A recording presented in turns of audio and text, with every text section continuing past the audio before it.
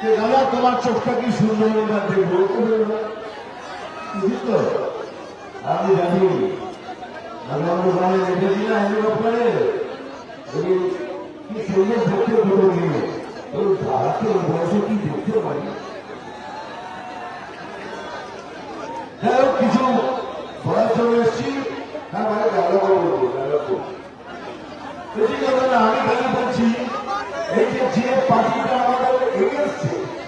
আমাদের বিপরীতে দাঁড়িয়েছে সেই পার্টির জন্ম লগ্ন আর রাশি জানেন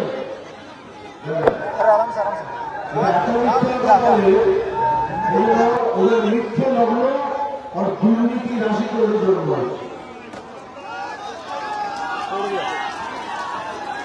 মিথ্যে লগ্ন আর দুর্নীতি রাশিতে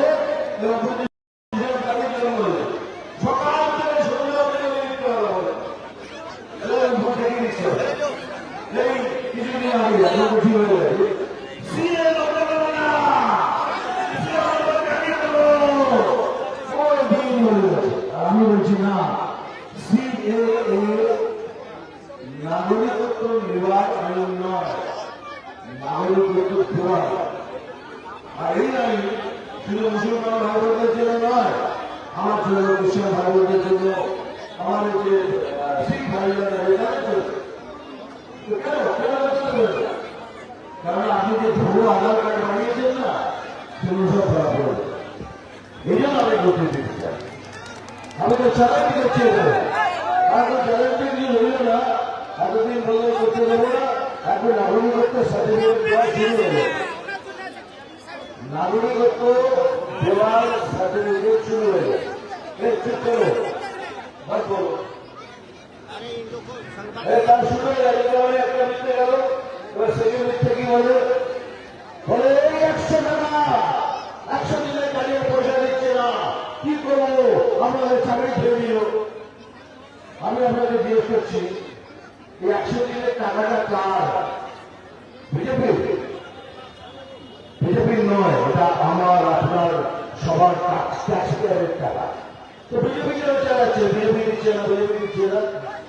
এই টাকাটা কেন বন্ধ করা হয়েছে বিজেপি বন্ধ করেনি সিএজি ক্যাট নামে এক সংস্থা আছে যে সমস্ত ভারতের রাজ্যে টাকা হিসেবে থাকে যে মহারাষ্ট্র হোক রাজস্থান হোক মধ্যপ্রদেশ হোক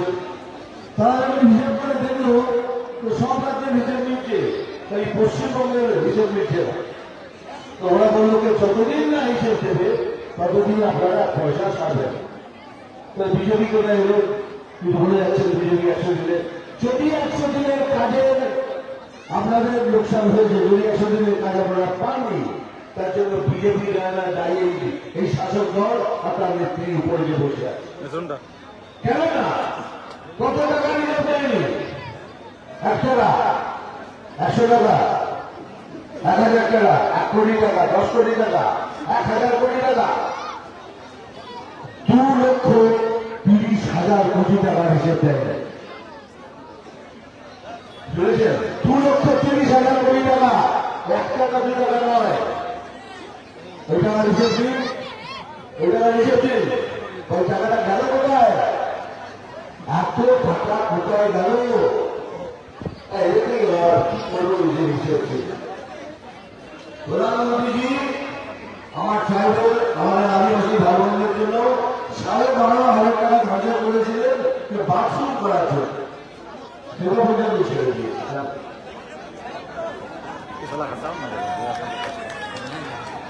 12,500 টাকা বাথরুমে ছেড়ে দিয়েছে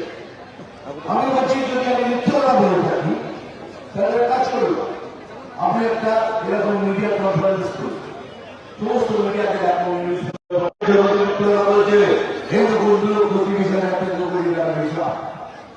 সেদিন আপনি দেখাবেন সেদিন আপনি প্রতিবাদ করবেন না আমি মাঠে নামবো পশ্চিমবঙ্গের আমি নিজে প্রতিবাদ করবো আমি টাকা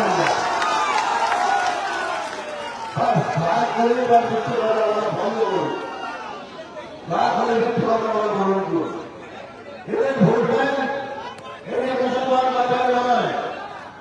এদের ভোট ব্যাংক হল কারাপশন দুর্নীতি যে যত দুর্নীতি করতে পারবে সে তত বড় লিডার বলুন এই বলার মতো আমি তোমাকে বলবো বলো